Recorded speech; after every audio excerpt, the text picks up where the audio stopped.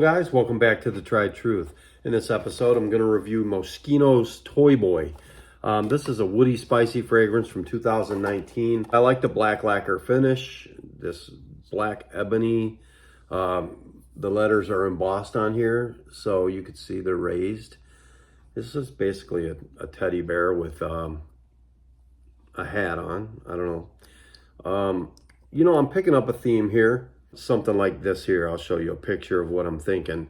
Toy Boy, what do you know? What do you think? The accords start with rose, floral, musky, woody, soft, spicy, fresh, spicy, amber, aromatic, sweet, and then warm, spicy. And you can see the color spectrum there. It looks really feminine. You would really think this is just maybe marketed to a unisex, but it's not. It's marketed completely to men. I really like the fragrance. Normally, I would say overbearing rose type of fragrances are just not my thing. But this is one that they have taken, they've taken these accords, the rose note here, and they've added a modern twist to it. Now, I know it's from 2019, so it's about 6 years old. But I'm telling you, this is really, really unique fragrance. I don't have anything else like this, and I love what they've done with it. Let's get into the notes really quick here. So, okay, it's got quite a few notes in it, and it opens in the top with pink pepper and pear, Indonesian nutmeg, elemi, and bergamot. And in the mid, you get rose, clove, magnolia, flax. And in the base, you have Haitian vetiver, cashmere, sandalwood. Amber is the final note. And the other one is Silkalide. Nice atomizer. It's pressurized. So the first thing you pick up, okay, no matter what the accords say, you get what some would say, ooh, a sour rose, but that's not it. It's a metallic rose, not a feminine rose. It's definitely a unique twist on some feminine accords and feminine notes. The rose and the woods, you would think Middle Eastern. This is not. It's definitely a Western style, mass appealing fragrance. The pink pepper gives this a really metallic, sharp vibe in the opening. I like the uniqueness, the differences that it has to the everyday, freshy bombs and things like that. Now this, I would say you could wear it any time of year. I think it's got enough darkness and heaviness in it to be a good cold weather scent. I like the way it smelled yesterday. I was wearing it, and it sticks to your clothes. It's still on my shirt from yesterday. You got pink pepper, pear, Indonesian nutmeg, elemi, and bergamot in the opening. And like I said, they're very evident. But make no mistake, you're going to pick up mid and base notes right away too. Rose is completely evident right from the beginning. Right next to it, they've done well with this. They've got that clove because you're picking that up too. And I love clove as a note. Damp. It's like a wet tobacco. So anyway, and then you have magnolia and flax. So you got a little bit of white floral in there, and you got the clove to darken it and dampen it, give it some earthiness. And then Haitian vetiver, some more earthiness. Sandalwood and cashmere, and giving it a nice soft, heavier base. Amber, to really give it a sweetness. I mean, man, what's not to like? And the price has not came down on this. This thing's still expensive. It's long lasting with great projection. It's unique. There's rose notes in almost every other fragrance, it seems, today.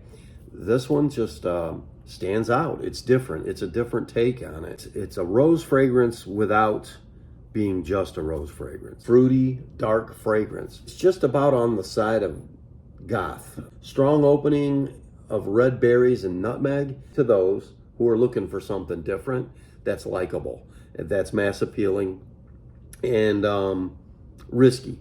Little bit risky. If you're in your, I don't know, anywhere from 18 to 35, you're not going to have any problem pulling this off. Older guys, no problem at all either. I think with older guys, there's some fragrances that are just too youthful, too sweet, too playful. This one, I love the unique qualities to it and the darknesses that it has, even that little bit of a gothic vibe.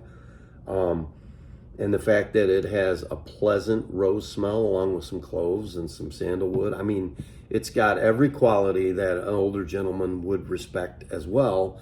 Even older ladies are going to like it too. So I think anyone can get the green light on this, and I think it's blind buy safe as long as for younger guys you go into it knowing that it's going to be different, risky, likable, still mass appealing, but to a more intricate crowd of people. One quality that I like about it, it's good and it's different. So, I mean, it's really good and it's different. So, I mean, it's really good plus extra points because it's different. So, yeah, that to me, if I were to say, okay, this is a 7 out of 10, or let's be realistic. Let's say it's a 6.5 out of 10. Just because it's so different, I mean, you got to kick it up a notch. You got to give it another point. So let's call it a 7.5. And I mean, there's a lot of great fragrances out there. So it's hard for me to say, oh, this is a 10 out of 10. You know, but I'm telling you, it's really, really good. And I think a 7.5 is a high score for a fragrance. Is it a crowd pleaser? Well, it's different. It's quality. It's interesting. But I wouldn't call it a crowd pleaser. I don't think everyone's going to like it. Lee Harry on Fragrantica says this one is quite complex, definitely not for everyone. Lots of pink pepper, lots of roses, and a good amount of spices. And I think the smell is addicting. It is super versatile, and it is a beast. It's unique. It's not for everyone, but if you want a long-lasting, super strong fragrance that smells like no one else, go for it. Not a blind buy, though. Weirdly enough, I think guys would probably like this more than women.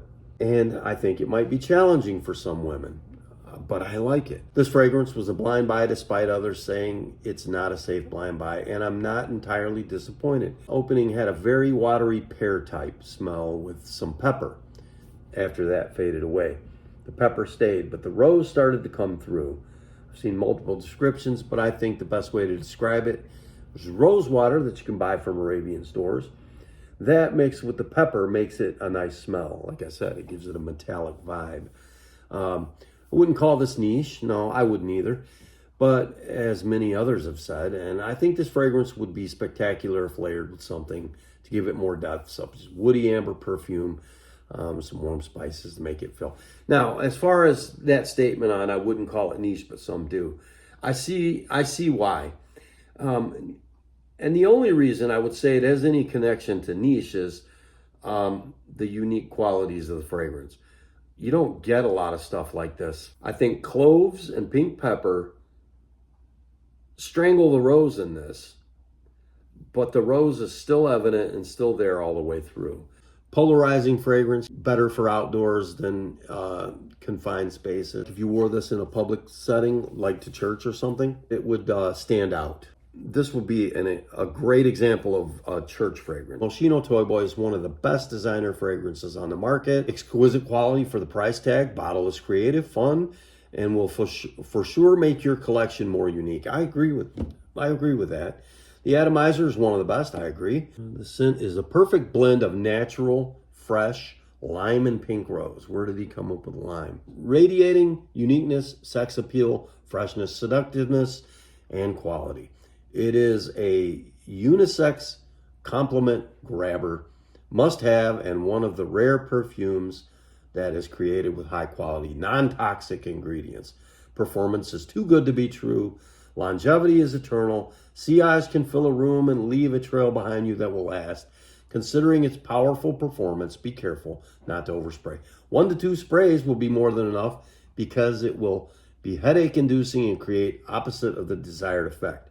Hope you discover this fragrance. It's modern, daring, unique, and it's a banger. Lasts a good while. Always nice to have an atomizer. And opening is just stunning. Niche perfume in a silly bottle. Okay.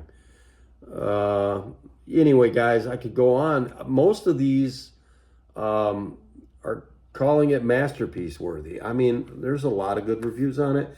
And so my overall on it, like I said, For uniqueness, it gets another point. I would say a 6.5. I give it another point for uniqueness because it's just different. It's a rose fragrance for everyone. It's a rose fragrance that you could love. It's the perfect modern day rose fragrance for anybody. I would say it's masculine. Definitely a masculine rose fragrance that you can definitely get behind. It's my favorite rose fragrance, definitely. But like I said, I would call this a dark gothic rose fragrance. Don't blind buy it unless you know what you're getting yourself into. Hopefully this review helps. I totally recommend it, and I do believe it's blind buy safe for just about everyone. But like I said, don't blind buy it if you're afraid of being a little bit risky. This is definitely different, and like I said, if you're looking for a dark, mysterious, metallic rose fragrance, and that rose gives it a nice smoothness, okay? It takes some screechy notes and just smooths everything out. So, yeah, I mean, man, you've definitely got to at least experience this one. Trust me, I think you're going to like it. Thanks for stopping in and checking out this review today. And I hope to see you guys on the next one.